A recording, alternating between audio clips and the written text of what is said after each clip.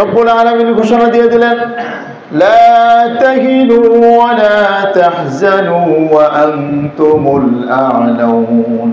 তোমরা চিন্তা করো না, হীনমন্যতায় ভুগো না, তোমরা হতাশ হও না। ওয়া আনতুমুল আ'লাউন, তোমরাই বিজয় হবে। সুবহানাল্লাহ। আল্লাহ তাআলা বলেন তোমরাই বিজয় হবে। ইন কুনতুম মুমিনিন, যদি তোমরা সত্যিকার অর্থে মুমিন হও। কিসের ভয়? যুদ্ধের জন্য প্রস্তুতি গ্রহণ করে ময়দানে যখন আসলেন, যুদ্ধ শুরু হয়ে গেল। কাফের মুশরিকরা তারা অস্ত্রসজ্জিত হয়ে যখন 3000-এর বাহিনী নিয়ে 700 বাহিনীর উপর আক্রমণ করতে আসলো, আর মুসলমানরা বীর বিক্রমে নবীজি সাল্লাল্লাহু আলাইহি ওয়াসাল্লামের নেতৃত্বে যখন জিহাদের ময়দানে ঝাঁপিয়ে পড়লেন, এই 700 সৈন্যের নেতৃত্বে যখন যুদ্ধ শুরু হয়ে গেল, কাফের মুশরিকরা ভয়ে পালিয়ে যেতে শুরু করলো। আল্লাহু আকবার বলি। হাদিসের মধ্যে আসে, প্রাথমিকভাবে যখন কাফের মুশরিকরা দৌড়াতে শুরু করলো, দেখলো যে এদের সঙ্গে পারা সম্ভব নয়। আমরা আগেই শুনেছি এরা নারীদেরকে নিয়ে এসেছিল, নারীরা পর্যন্ত দৌড়াতে শুরু করেছে। কাপড় উঠিয়ে যখন দৌড়াতে শুরু করলো, বুখারীর মধ্যে এসেছে যে এদের পায়ের নলা দেখা যাচ্ছিল, পায়ের মধ্যে যে অলংকার গুলো চকচক করতেছিল, দূর থেকে দেখা যাচ্ছিল যে এমন ভাবে দৌড়ে দৌড়ে তারা পালিয়ে যাচ্ছিল। আবদুহু ওয়া রাসূলুহু أرسله بالحق بشيرا ونذيرا وداعيا إلى الله بإذنه وسراجا وقمرا منيرا أما بعد فأعوذ بالله من الشيطان الرجيم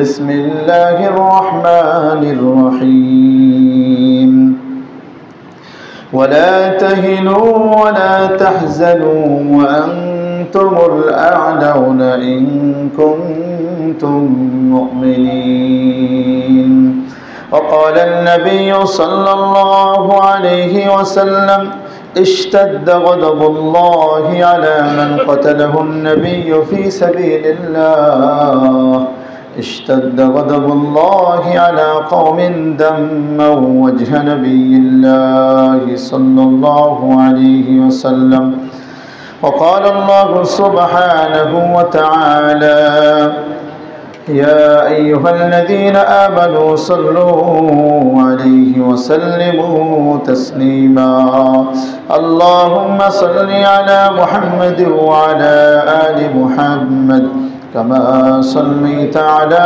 إبراهيم وعلى آل إبراهيم إنك حميد مجيد اللهم بارك على محمد وعلى آل محمد كما باركت على إبراهيم وعلى آل إبراهيم إنك حميد مجيد সম্মানিত মুসল্লিয়ানে কিরাম, আল্লাহ রব্বুল আলামিনের দরবারে আমরা শুকরিয়া জ্ঞাপন করি যে মহান রব্বুল আলামিন আমাদেরকে অত্যন্ত ভালোবেসে পছন্দ করে সাইয়্যিদুল আইয়াম জুমার দিন সাইয়্যিদুল মাকান আল্লাহর ঘর মসজিদে আসার বসার তৌফিক দান করেছেন এবং কিছু দিনই আলোচনা করার এবং শোনার তৌফিক দান করেছেন। এজন্য আমরা সকলেই দিল থেকে জোরে সোরে বলি আলহামদুলিল্লাহ।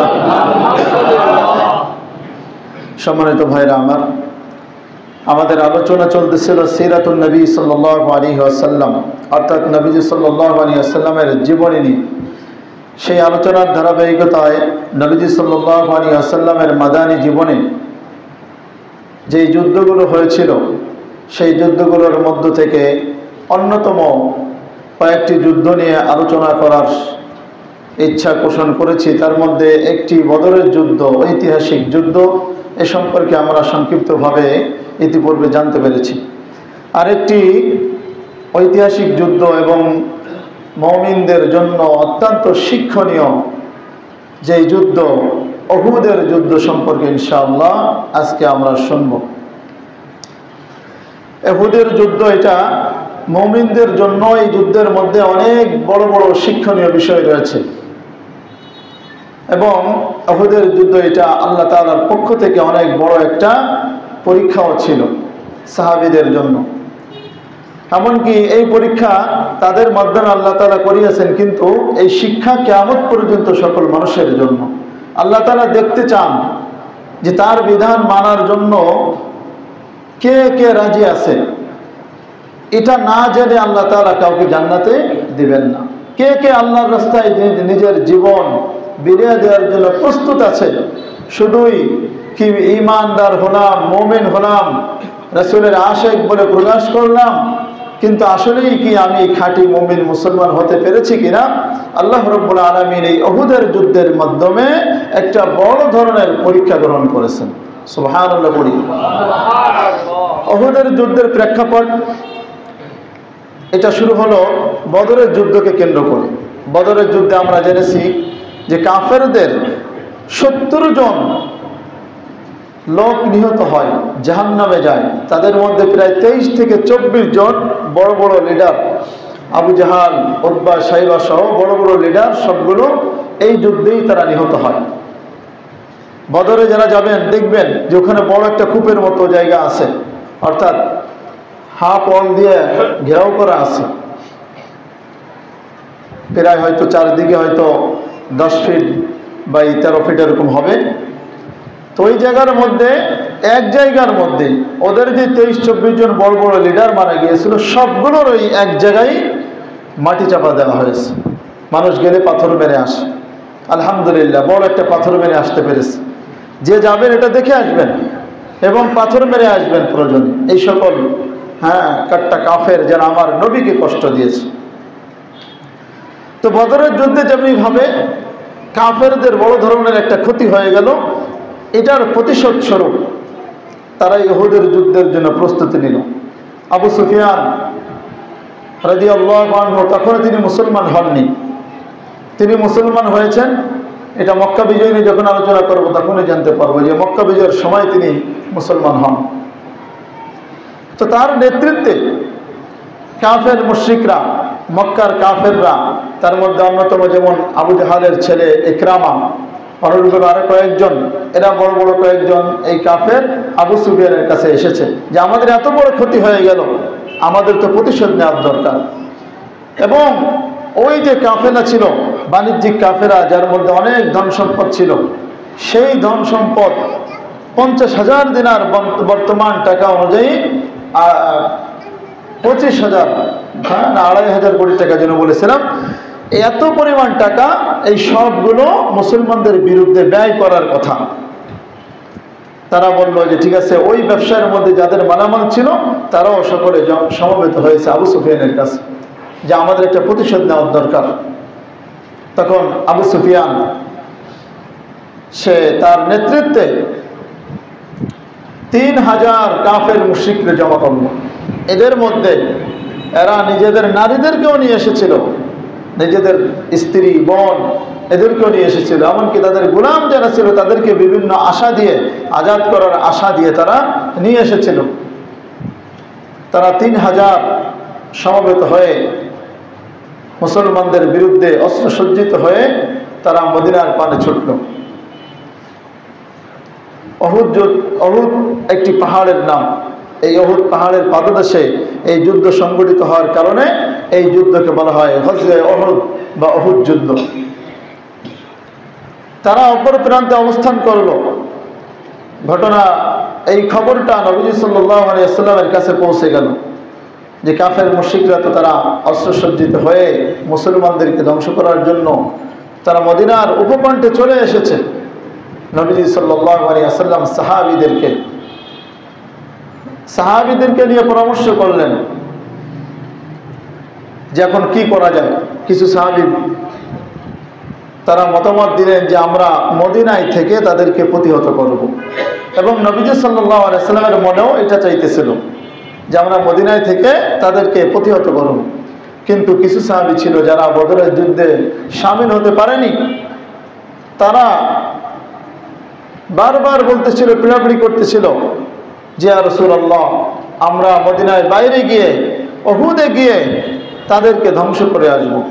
এটা বারবার যখন বলতেছিল, তখন নবীজি সাল্লাল্লাহু আলাইহি ওয়াসাল্লামের কাছে মনে হলো যে আমরা উহুদে গিয়েই, এই মদিনার বাইরে গিয়েই তাদেরকে প্রতিবাদ করব, তাদেরকে আমরা প্রতিহত করব।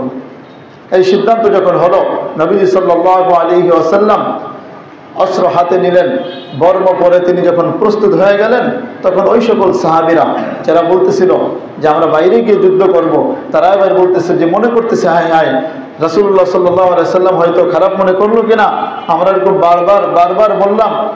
তখন বলতেছে ইয়া রাসূলুল্লাহ, আপনার সিদ্ধান্ত যেটা সেটাই আমরা গ্রহণ করব, অসুবিধা নেই, মদিনায় থেকেই আপনি যুদ্ধ করেন, অসুবিধা নেই। তখন নবীজি সাল্লাল্লাহু আলাইহি ওয়াসাল্লাম বললেন যে কোন নবীর জন্য যুদ্ধের পোশাক পরিধান করার পর যুদ্ধ না করে, কাফেরদেরকে দমন না করে বসে থাকা, এটা কোন নবীর জন্য শোভা পায় না। সুবহানাল্লাহ বলি। নবীজি সাল্লাল্লাহু আলাইহি ওয়াসাল্লাম প্রস্তুত হলেন এবং বললেন যে এখন সিদ্ধান্ত হয়ে গেছে, আমরা মদিনার বাইরে গিয়ে তাদেরকে প্রতিহত করব, তাদের সঙ্গে যুদ্ধ করব। এখন তোমাদের কাজ ধৈর্য ধারণ করা, সবর করা, সবরের সহিত সাহসিকতার সহিত তোমাদের যুদ্ধ করা তোমাদের উপর দায়িত্ব। উহুদ পাহাড়, এটা আমরা যারা গিয়েছি দেখেছি, বিশাল পাহাড়। উহুদকে উহুদ বলা হয় কেন? এটা ওই এক জায়গায় একটাই পাহাড়, তার সঙ্গে লাগোয়া আর কোনো পাহাড় নাই, যার কারণে উহুদ মানে এক, আর এই জন্য উহুদকে উহুদ বলা হয়। উহুদ পাহাড়ের অনেক ফজিলত রয়েছে। একটা আমরা বলি যে নবীজি সাল্লাল্লাহু আলাইহি ওয়াসাল্লাম বলেন, উহুদুন জাবালুন, উহুদুন জাবালুন ইউহিব্বুনা ওয়া নুহিব্বুহু।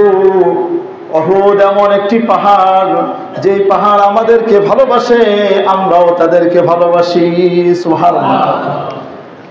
উহুদ এমন একটি পাহাড় যে পাহাড় আমাদেরকে ভালোবাসে এবং আমরা উহুদ পাহাড়কে ভালোবাসি। একটা ফজিলত বললাম যে নবী সাল্লাল্লাহু আলাইহি ওয়াসাল্লাম তিনি ভালোবাসা প্রকাশ করেছেন উহুদ পাহাড়ের প্রতি। নবীজি সাল্লাল্লাহু আলাইহি ওয়াসাল্লাম সাহাবীদেরকে নিয়ে বের হয়ে গেলেন। তাদের তো 3000 আর মুসলমানরা মাত্র 1000। 1000 সৈন্য নিয়ে যখন তিনি বের হলেন,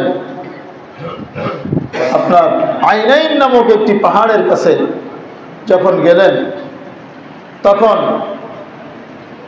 এই কিছুদূর যাওয়ার পরে রাইসুল মুনাফিকিন আব্দুল্লাহ ইবনে উবাই ইবনে সুলুল, এই ব্যক্তি তার অনুসারী 300 জন লোক নিয়ে সেখান থেকে কেটে পড়ল। মুনাফিকদের কাজ তো এই সামনে আগাই দিয়ে পিছনে সরে যায়। তখন তার অনুসারীদেরকে বুঝালো যে আমরা মতামত দিয়েছিলাম মদিনার ভিতরে থেকে যুদ্ধ করতে, আমাদের কথা যেহেতু নবী মানেননি, তাহলে আমরা কেন সেই নবীর জন্য জীবন দেব? বলেন না নাউজুবিল্লাহ। তখন এই মুনাফিক সে 300 লোক নিয়ে সেখান থেকে পিছনে চলে গেল। থাকলো কত? 700। এই 700 সৈন্য নিয়ে নবীজি সাল্লাল্লাহু আলাইহি ওয়াসাল্লাম 1000-এর বিরুদ্ধে তিনি যুদ্ধ করলেন। 1000-এর বিরুদ্ধে যুদ্ধ করলেন। ভাইরা আমার, নবীজি সাল্লাল্লাহু আলাইহি ওয়াসাল্লাম যুদ্ধের পোশাক পরে সাহাবীদেরকে নিয়ে তিনি বের হয়ে পড়লেন। যখন উহুদ পাহাড়ের কাছে যখন গেলেন, যাওয়ার পরে নবীজি সাল্লাল্লাহু আলাইহি ওয়াসাল্লাম যুদ্ধের জন্য একটা দলকে তিনি আলাদা করলেন। 50 জনের একটা দলকে তিনি আরেকটি ছোট্ট পাহাড়ের উপরে দাঁড় করাই দিলেন যে তোমরা এখানে থাকবা, 50 জন তোমরা এখানে থাকবা, এখান থেকে তোমরা নড়বা না। আমরা যদি তোমরা দেখো যে আমরা বিজয় লাভ করেছি, তখনও তোমরা এখান থেকে নড়বা না। যদি তোমরা দেখো আমরা পরাজিত হয়েছি, আমরা সব মরে গেছি, তারপরে তোমরা এই পাহাড় ছাড়বা না। পাহাড়টা গেলে দেখবেন যে উহুদ পাহাড়ের একটু সাইডে, একটু দূরে ছোট্ট একটি পাহাড়, মানে উহুদ পাহাড়ের তুলনায় ছোট। তারপর আমার মনে হয় যে 5 থেকে 6 তলা সমান হয়ে যাবে। ওই পাহাড়ে দাঁড় করে দিয়েছেন 50 জনের একটি দলকে, যাদেরকে আল্লাহ নবী সাল্লাল্লাহু আলাইহি ওয়াসাল্লাম আদেশ করেছিলেন যে আমাদেরকে যদি তোমরা পরাজিত হতে দেখো, অথবা যেভাবেই তোমরা যে কোনো অবস্থায় দেখো না কেন, এখান থেকে তোমরা কিন্তু নড়বা না। তালহা ইবনে জুবাইর রাদিয়াল্লাহু আনহুকে এখানে নেতৃত্ব দিয়ে দিয়েছিলেন। এরপরে নবীজি সাল্লাল্লাহু আলাইহি ওয়াসাল্লাম 700 সাহাবীদেরকে নিয়ে তিনি গেলেন। সাহাবীদের মনে একটু হালকা একটু ভয় ভয় কাজ করতেছে, কারণ এসেছিলাম 1000, মাঝখান দিয়ে 300 মুনাফিক চলে গেল, তখন একটু দুর্বলতা কাজ করবে, এটাই স্বাভাবিক। রব্বুল আলামিন ঘোষণা দিয়ে দিলেন, লা তাহিনু ওয়া লা তাহজানু ওয়া আনতুমুল আ'লাউন। তোমরা চিন্তা করো না, হীনমন্যতায় ভুগো না, তোমরা হতাশ হও না, ওয়া আনতুমুল আ'লাউন, তোমরাই বিজয় হবে। সুবহানাল্লাহ। আল্লাহ তাআলা বলেন তোমরাই বিজয় হবে, ইন কুনতুম মুমিনিন, যদি তোমরা সত্যিকার অর্থে মুমিন হও। কিসের ভয়?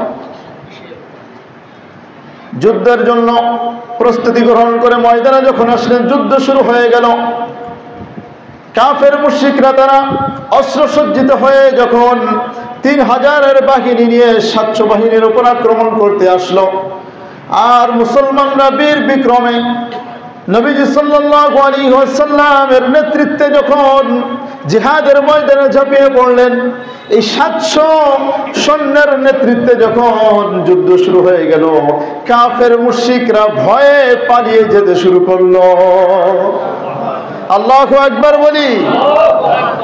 হাদিসের মধ্যে আসে, প্রাথমিকভাবে যখন কাফের মুশরিকরা দৌড়াতে শুরু করলো, দেখলো যে এদের সঙ্গে পারা সম্ভব নয়। আমরা আগেই শুনেছি এরা নারীদেরকে নিয়ে এসেছিল, নারীরা পর্যন্ত দৌড়াতে শুরু করেছে। কাপড় উঠিয়ে যখন দৌড়াতে শুরু করলো, বুখারীর মধ্যে এসেছে যে এদের পায়ের নলা দেখা যাচ্ছিল, পায়ের মধ্যে যে অলংকার গুলো চকচক করতেছিল, দূর থেকে দেখা যাচ্ছিল যে এমন ভাবে দৌড়ে দৌড়ে তারা পালিয়ে যাচ্ছিল। প্রাথমিকভাবে যখন এই যুদ্ধের অবস্থা হলো যে কাফের মুশরিকরা দৌড়াতে শুরু করলো, ওই যে ছোট্ট পাহাড়ে যে 50 জনের দল ছিল, তারা দেখলো যে আমরা তো বিজয় লাভ করে ফেলেছি, দেখতেছে এখন তো আমাদের গনিমত লাভের সময়, কাফেররা তো পরাজিত হয়ে গেল। মুসলমান ভাইয়েরা আমার মনে রাখবেন, নবীজি সাল্লাল্লাহু আলাইহি ওয়াসাল্লামের আদেশ মানাই হলো লক্ষণীয়। ওই 50 জন দলের মধ্যে দ্বিমত হয়ে গেল, অধিকাংশই মনে করলো যে আমরা তো বিজয় হয়ে গিয়েছি, নবীজি বলেছেন আমাদেরকে এখানে থাকার জন্য, যুদ্ধ শেষ, বিজয় মানে যুদ্ধ শেষ, এখন তো আমাদের থাকার প্রয়োজন নেই। কিন্তু তালহা বিন জুবাইর রাদিয়াল্লাহু আনহু বললেন, না না, নবীজি সাল্লাল্লাহু আলাইহি ওয়াসাল্লাম আদেশ করেছেন, বিজয় হোক বা পরাজয় হোক, উভয় অবস্থায় নবীর আদেশ ছাড়া আমরা এখান থেকে নামতে পারবো না, এখান থেকে আমাদের সরাটা কোনোভাবেই সমীচীন হবে না। কিন্তু কিছু সাহাবী, মাত্র 8 থেকে 10 জন ব্যতীত বাকি সবাই তারা গনিমত লাভের জন্য নিচে চলে আসলো। এদিক থেকে এই কাফের মুশরিকরা যখন পালিয়ে যখন ওই পারে চলে গেল, যাওয়ার পরে দেখতে মুসলমানরা গনিমত লাভের জন্য ব্যস্ত আছে, আর এই পাহাড়ে যে 50 জন ছিল, এখানে কোনো লোক নেই, মাত্র অল্প কয়েকজন লোক রয়েছে। তখনকার সময় খালিদ বিন ওয়ালিদ রাদিয়াল্লাহু আনহু এখনো ইসলাম গ্রহণ করেননি, কাফেরদের পক্ষ নিয়ে তিনি জিহাদ তারা যুদ্ধ করতেছিল। যখন দেখলো এই সুযোগ পেয়ে তারা পিছন থেকে অতর্কিত হামলা করে বসলো। 8-10 জন সাহাবী তাদের সঙ্গে পেরে উঠলো না, সকলেই শহীদ হয়ে গেল সেখানে। আর এরপরে তাদেরকে শহীদ করে তারা এই ময়দানে আবার ঝাঁপিয়ে পড়লো, পিছন দিক থেকে এসে অতর্কিতভাবে হামলা করলো। সাহাবীরা বুঝে ওঠার আগেই তাদের উপর আক্রমণ শুরু হয়ে গেল। এমন অবস্থা হলো যে মুসলমান আর কাফের একাকার হয়ে গেল, কে কাকে মারছে এটা দেখার সুযোগ নেই। এমনও হয়েছে মুসলমানের হাতে মুসলমান নিহত হয়ে গেছে। যুদ্ধ শুরু হয়ে গেল, আবার কাফেরদের সঙ্গে তুমুল ভাবে যুদ্ধ হচ্ছে, মুসলমানরা আহত হচ্ছে, নিহত হয়ে যাচ্ছে, শহীদ হয়ে যাচ্ছে। এমন অবস্থায় তারা দেখলো যে নবীজি সাল্লাল্লাহু আলাইহি ওয়াসাল্লামের প্রতি আক্রমণ আসতেছে, পাথরের আঘাত, তীরের আঘাত। হঠাৎ করে অসতর্কতাবশত নবীজি সাল্লাল্লাহু আলাইহি ওয়াসাল্লামের গায়ে একটি পাথর এসে লাগার সাথে সাথে নবীজি সাল্লাল্লাহু আলাইহি ওয়াসাল্লামের দন্দান মোবারক শহীদ হয়ে যায়। নবীজি সাল্লাল্লাহু আলাইহি ওয়াসাল্লামের সামনের ডান পাশের নিচের এই দাঁতটি শহীদ হয়ে যায়। সাহাবীরা নবীজিকে নিয়ে ঘিরে ধরে, চারিপাশ দিয়ে যখন ঘিরে দাঁড়িয়ে যায়, নবীজি সাল্লাল্লাহু আলাইহি ওয়াসাল্লামকে যখন ঘিরে দাঁড়িয়ে যায় যে আমার নবীর গায়ে যেন একটা তীর যেন না লাগে, একটা পাথরের আঘাত যেন না লাগে। সাহাবীরা কাফেরদের পক্ষ থেকে যে তীর নিক্ষেপ করা হচ্ছে, প্রত্যেকটা তীর নিজেদের গায়ে তারা মেনে নিচ্ছে, নিজেদের গায়ে লাগতেছে, কিন্তু তারা দেখতেছে যে আমার নবীর গায়ে যেন একটা তীর না লাগে। সাহাবীদের গায়ে এমন ভাবে তীর ছুটতে লাগলো, হযরত তালহা রাদিয়াল্লাহু আনহুর গায়ে দেখা গেছে যে পরবর্তীতে যে 80টির উপরেও এরকম তীর এবং বর্ষার আঘাত তার গায়ে রয়েছে। আল্লাহু আকবার। নবীকে বাঁচানোর জন্য তারা নিজের জীবন বিলিয়ে দিচ্ছেন। নবীকে বলতেছেন, ইয়া রাসূলুল্লাহ, আপনি যেন সেফে থাকেন, আমাদের লাগে লাগুক, কোনো অসুবিধা নাই। কাফেরদের থেকে সবগুলো তীর তাদের গায়ে লাগতেছে, কিন্তু নবীর গায়ে যেন একটা না লাগে।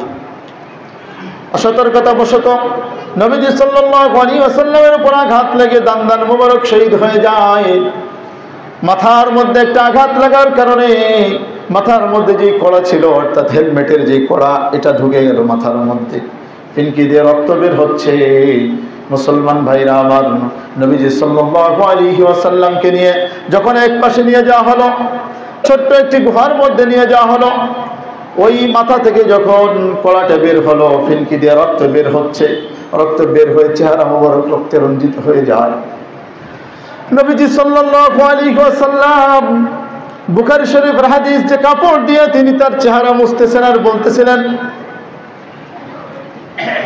এই উম্মতের, এই জাতির কল্যাণ কিভাবে হবে, যেই জাতি তার নবীকে রক্তে রঞ্জিত করে দেয়, যেই জাতি তার নবীকে আঘাত করে রক্তে রঞ্জিত করে ফেলে, এই জাতির কল্যাণ কিভাবে হবে। নবীজি সাল্লাল্লাহু আলাইহি ওয়াসাল্লাম এই মুহূর্তেও কিন্তু বদ্ধ করেননি। তখন তিনি বলেন, নবীজি সাল্লাল্লাহু আলাইহি ওয়াসাল্লাম আল্লাহ তাআলার কাছে বলেন, আল্লাহুম্মা গফির লিকওমি ফাইন্নাহুম লা ইয়ালামুন। আল্লাহ, তুমি এই সম্প্রদায়কে তুমি মাফ করে দাও, তুমি এদেরকে ক্ষমা করে দাও, কারণ এরা সত্য সম্পর্কে এখনো জানে না। এইভাবে নবী সাল্লাল্লাহু আলাইহি ওয়াসাল্লাম দোয়া করলেন যে তারা যেহেতু বোঝে না, সত্য সম্পর্কে এখনো জানে না, আল্লাহ তুমি তাদেরকে মাফ করে দাও। রক্তে রঞ্জিত হয়ে গেলেন, চেহারা মোবারক রক্তে ভরে গেল। এদিক দিয়ে খবর ছড়িয়ে পড়লো, গুজব ছড়িয়ে পড়লো, কুতিলা মুহাম্মাদুন, যে মুহাম্মদকে হত্যা করা হয়েছে। ঘটনা ঘটলো, মুসআব ইবনে উমাইর নামক এক ব্যক্তি, সাহাবী, একজন সাহাবী রাদিয়াল্লাহু আনহু, তাকে দেখতে হবো নবীজি সাল্লাল্লাহু আলাইহি ওয়াসাল্লামের মতো লাগে। সুবহানাল্লাহ। নবীর মতো চেহারা পেয়েছেন, অনেকটাই নবীজি সাল্লাল্লাহু আলাইহি ওয়াসাল্লামের মতো চেহারা, তার সঙ্গে মিল। ইবনে কামিয়া নামক একজন কাফের, এই ব্যক্তি মুসআব ইবনে উমাইর রাদিয়াল্লাহু আনহুকে যুদ্ধের ময়দানে শহীদ করে ফেলল। তিনি অনেক বড় জালিলুল কদর সাহাবী, অনেক সম্মানিত সাহাবী। যখন শহীদ হয়ে গেল, এই ইবনে কামিয়া নামক এই কাফের খবর ছড়িয়ে দিল যে আমি মুহাম্মদকে হত্যা করে ফেলেছি। কোন কোন বর্ণনায় আছে সাথে সাথে শয়তানও মানুষের রূপ নিয়ে ওই কাফেরদের মধ্যে ছড়িয়ে দিল, মুহাম্মদ নিহত হয়ে গিয়েছে, মুহাম্মদ শহীদ হয়ে গেছে সাল্লাল্লাহু আলাইহি ওয়াসাল্লাম। এই খবর যখন ছড়িয়ে পড়লো, কাফের মুশরিকরা আরো খুশি হয়ে গেল। এই খবর ছড়িয়ে পড়লো মুসলমানদের মধ্যেও। মুসলমানরা হতাশা, তারা নিরাশ হয়ে গেল, হতাশ হয়ে গেল। আরে যার জন্য যুদ্ধ করতে এসেছি তিনি যখন নাই, কার জন্য আর যুদ্ধ করব? কেমন যেন বসে পড়েছে, আর কোনো বলই নাই শরীরে। আমার ভাইয়েরা, মনে রাখবেন, নবীজি সাল্লাল্লাহু আলাইহি ওয়াসাল্লাম সহ যুগে যুগে যত নবী এসেছেন, সকলের কাজ ছিল একমাত্র খোদার জমিনে খোদার আইন প্রতিষ্ঠিত করা, ঠিক কিনা? জমিন আল্লাহর, বিধানও হবে আল্লাহর। তারা কাজ করেছেন কার সন্তুষ্টির জন্য? আল্লাহর সন্তুষ্টির জন্য। আমাদের নবীও ব্যতিক্রম নন, তিনিও আল্লাহর সন্তুষ্টির জন্য তিনি মেহনত করেছেন, চেষ্টা করেছেন, জিহাদ করেছেন, ইসলামের দাওয়াত দিয়েছেন। অতএব যুদ্ধ করতে তোমরা এসেছো আল্লাহর সন্তুষ্টির জন্য, নবীর অনুসরণে। তো নবী মরে গেলেই কি ইসলাম শেষ হয়ে যাবে নাকি? তিনি মরে গেলেই কি তোমরা ইসলাম থেকে খারেজ হয়ে যাবা? আর তিনি তো একজন মাধ্যম তোমাদের হিদায়াত পাওয়ার জন্য। তিনি তো চিরকাল থাকবেন না। তিনি যদি এখনো যদি মারা যান, তো ইসলাম থেকে তো আর সরে যাওয়ার তোমাদের সুযোগ নেই। আমার ভাইয়েরা, সাহাবীরা নিরাশ হয়ে গেল, কিন্তু যখন আরো কিছু কিছু সাহাবী তারা এখন উদ্যমতার সহিত এই আয়াতগুলো যখন নাজিল হলো, নবীজি সাল্লাল্লাহু আলাইহি ওয়াসাল্লাম জানিয়ে দিলেন যে আমার সাহাবীরা কোথায়। যখন খবর আবার ছড়িয়ে পড়লো যে নবী মরেননি, তিনি এখনো বেঁচে আছেন, এই খবর পাওয়ার পরে আবার সাহাবীরা ঘুরে দাঁড়ালেন। সাহাবীরা আবার নতুন উদ্যমতার সাথে যুদ্ধ করলেন। এই যুদ্ধের মধ্যে প্রচন্ডভাবে তারা আবার যখন কাফেরদের প্রতি আঘাত করলো, কাফেররা পালাতে বাধ্য হলো। কিন্তু ঘটনা ঘটে গেল, যেই যুদ্ধের মধ্যে মুসলমানদের মধ্যে 70 জন সাহাবী শহীদ হয়ে যায়। পরবর্তীতে বিজয় হয়েছে মুসলমানদেরই। নবীজি সাল্লাল্লাহু আলাইহি ওয়াসাল্লামকে যখন তারা পাইল যে আমাদের নবী তো বেঁচে আছেন, আয়াত নাজিল হলো, আয়াত শুনিয়ে দেওয়া হলো, তখন তাদের হুঁশ ফিরে আসলো যে হাই হাই, ঠিকই তো, জিহাদ করবে একমাত্র কার জন্য ভাই? আল্লাহর জন্য।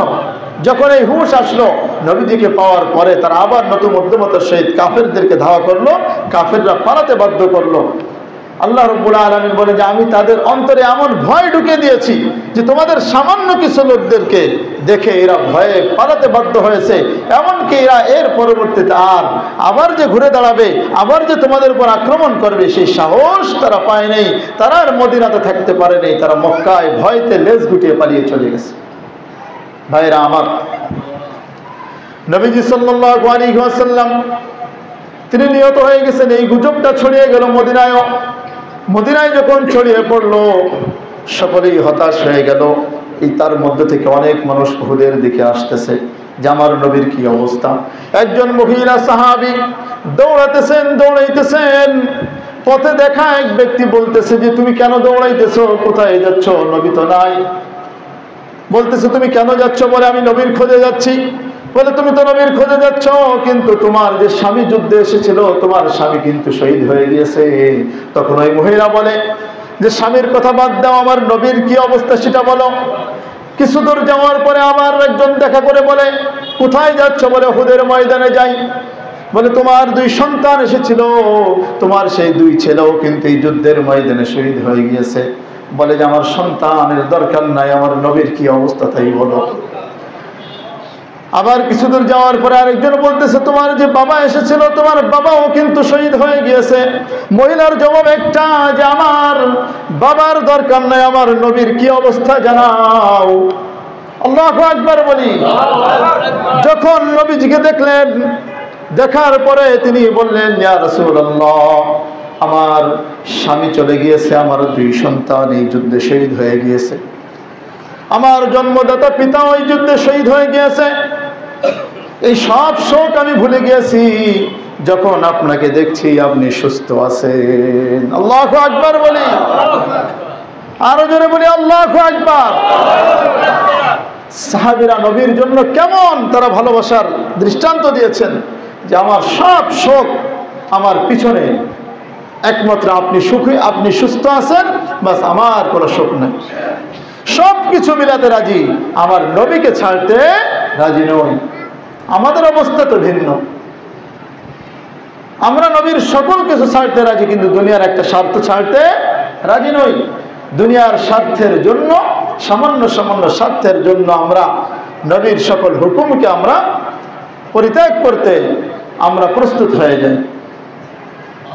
সাহাবীদেরকে, মুমিনদেরকে আল্লাহ রাব্বুল আলামিন সান্ত্বনা দিয়ে বলেন যে এটা তোমাদের জন্য বড় পরীক্ষা ছিল, টেনশন করবে না। দেখো আল্লাহ রাব্বুল আলামিন বলেন যে ইয়ামসাসকুম কারহুম ফাকাদ মাসাল কওম কারহুম মিসলু ওয়া তিলকাল আইয়ামু নুদাবিলুহা। আরে তোমরা কেন টেনশন করতেছো? তোমাদের মধ্যে 70 জন সাহাবী শহীদ হয়ে গিয়েছে, টেনশনের দরকার নাই। তোমরা তো ইতিপূর্বে বদরের যুদ্ধে তাদেরকে এরকম 70 জন লিডারকে হত্যা করেছো। আর এটা তো আমি তোমাদের জন্য একটা পরীক্ষা নিয়েছিলাম। নুদাবিলুহা বাইনান নাস, আমি তো পালাক্রম করে দিই। এটা কেমন যেন, হ্যাঁ, যে দুনিয়ার মধ্যে আজ একজন জয় হবে, কাল সেই পরাজিত হবে। তো তোমাদের এটা তো পরাজিত নয়, এটা তোমাদের জন্য পরীক্ষা। আমি আল্লাহ দেখতে চেয়েছি কারা আমার জন্য জীবন বিলিয়ে দিতে রাজি আছে। আমার ভাইরা, যুদ্ধ শেষে আবু সুফিয়ান সে মহড়া দিয়ে বলতেছে, কোথায় গেল মুহাম্মদ? কি বেঁচে আছে নাকি মারা গেছে? নবীজি সাল্লাল্লাহু আলাইহি ওয়াসাল্লাম শুনতেছেন, সাহাবীদেরকে বলেন জবাব দিবা না। বলতেছে যে ওমর রাদিয়াল্লাহু আনহু কোথায় আছে নাকি? বলে আবু কুহাফা কোথায়? আবু বকর সিদ্দিক রাদিয়াল্লাহু আনহু কোথায়? বেঁচে আছে নাকি? কোনো সারা শব্দ যেহেতু আসে না, তাহলে তোমরা হয়তো সব মরে গিয়েছো। আজকে আমরা বদলা নিলাম, বদরের যুদ্ধের বদলা। তখন নবীজি সাল্লাল্লাহু আলাইহি ওয়াসাল্লাম বলতেছেন তোমরা জবাব দিও না। এরপরে আবু সুফিয়ান যখন বলল ওলো হুবাল, হুবাল প্রতিমার জয় হোক, তখন নবীজি সাল্লাল্লাহু আলাইহি ওয়াসাল্লাম বলেন এখন আর চুপ থাকা যাবে না, এখন তোমরা জবাব দাও। সাহাবীরা বললেন ইয়া রাসূলুল্লাহ আমরা কি বলে জবাব দেব? তখন নবীজি শিখিয়ে দিলেন তোমরা বলো আল্লাহু আ'লা ওয়া আজাল, আল্লাহ রাব্বুল আলামিন হলেন সর্বমর্যাদার অধিকারী, সর্বোচ্চ মর্যাদার অধিকারী, সবচেয়ে বড়। সুবহানাল্লাহ বলি। আমার ভাইয়েরা লক্ষ্য করুন, এখানে বলেছে যে আবু বকর নাই, ওমর নাই, নবী মুহাম্মদ মনে বেঁচে নাই, কোনো জবাব নাই। কিন্তু যখন আল্লাহর উপর যখন আঘাত এনেছে, যখনই বললো ও হুবাল অর্থাৎ হুবাল প্রতিমার জয় হোক, যখন শিরকের কথা বললো, তখন নবীজি বলে এখন আর বসে থাকা যাবে না, শিরকের বিরুদ্ধে তোমরা জবাব দাও। আবু সুফিয়ান এবার বলতেছে লানা উজ্জা ওয়ালা উজ্জা লাকুম, আমাদের উজ্জা নামক প্রভু আছে, তোমাদের উজ্জা নামক রব নাই। তখন নবীজি বলেন জবাব দাও আল্লাহু মাওলানা ওয়ালা মাওলা লাকুম, আমাদের মাওলা, আমাদের অভিভাবক একমাত্র যিনি, তিনি কে? আরো জোরে বলি আমাদের অভিভাবক কে? নবী শিখিয়ে দিলেন যে তোমরা বলো যে আমাদের তো একজন মাওলা আছে, আমাদের অভিভাবক আছে। ওয়ালা মাওলা লাকুম, তোমাদের তো কোনো অভিভাবক নাই, তোমাদের কোনো অভিভাবক নাই। ওমর রাদিয়াল্লাহু আনহু বলতেছেন, তখন আবু সুফিয়ান আবার বলতেছে তোমাদের আমরা 70 জন সাহাবীদেরকে আমরা হত্যা করেছি। তখন ওমর রাদিয়াল্লাহু আনহু বলতেছেন যে দেখো কাতলানা ফিল জান্নাতি ওয়া কাতলাকুম ফিন নার, যে আমরা মুমিন, আমরা মরেছি অসুবিধা নাই, শহীদ হয়ে গেছি, শহীদ হওয়ার সাথে সাথে আমরা জান্নাতে চলে যাব। বলি সুবহানাল্লাহ। ওয়া কাতলাকুম ফিন নার, তোমরা এসেছো মুসলমানদের বিরুদ্ধে যুদ্ধ করতে, আল্লাহর বিরুদ্ধে, নবীর বিরুদ্ধে যুদ্ধ করতে এসেছো, তোমাদের যেইগুলো মরেছে সবগুলো জাহান্নামে চলে গিয়েছে। আল্লাহু আকবার বলি।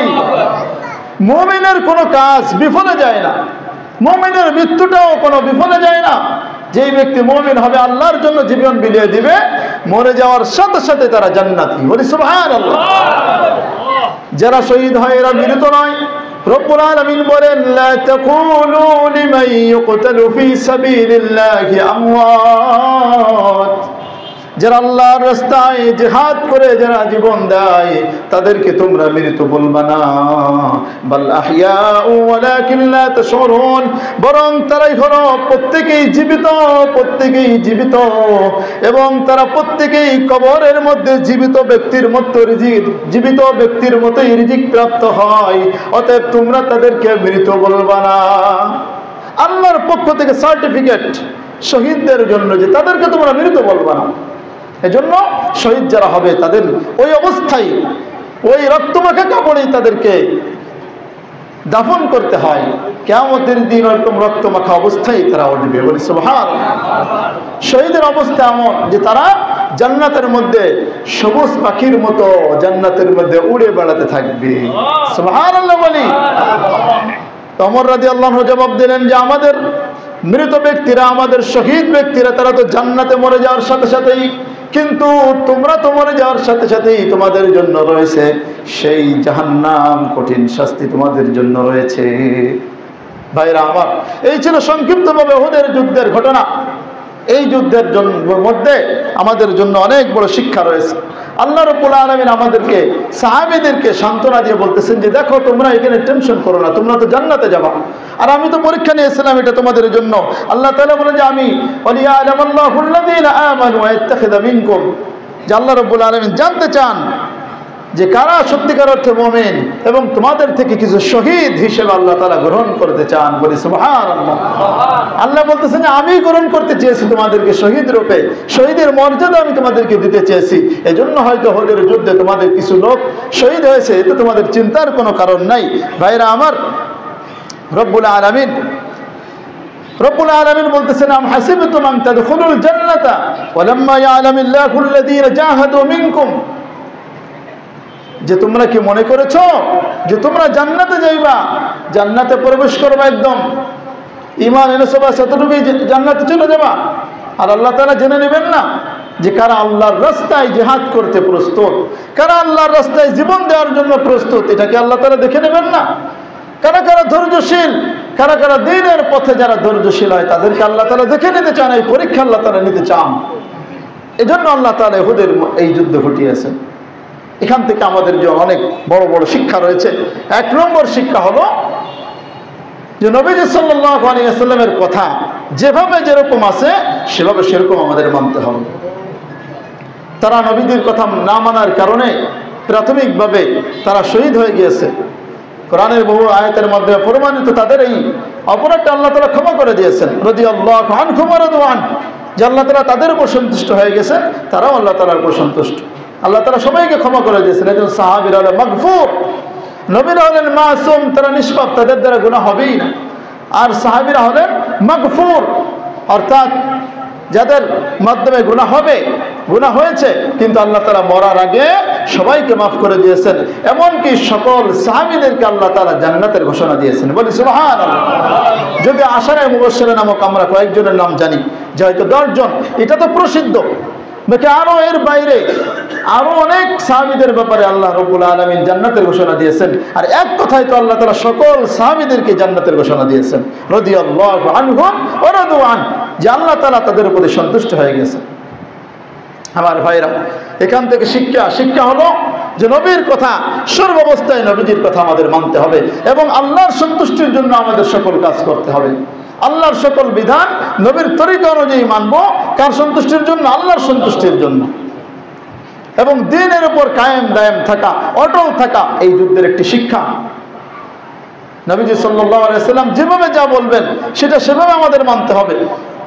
দাওয়াতের ক্ষেত্রে, দ্বীনের কাজ করার ক্ষেত্রে নবীজি সাল্লাল্লাহু আলাইহি ওয়াসাল্লাম তিনি তার দান্দার মোবারক শহীদ হয়ে গিয়েছেন, মাথার মধ্যে কড়া ঢুকে গেছে, রক্তে রঞ্জিত হয়েছেন, তবুও তিনি দ্বীনের ঝান্ডা ছাড়েননি। তিনি দ্বীনকে বিজয় করার জন্য নিজের জীবনকে বাজি রেখে তিনি যুদ্ধ করেছেন। ভাইরা আমার, এজন্য নবীর কথা সর্বাবস্থায় মানতে রাজি আছি তো আমরা ইনশাআল্লাহ।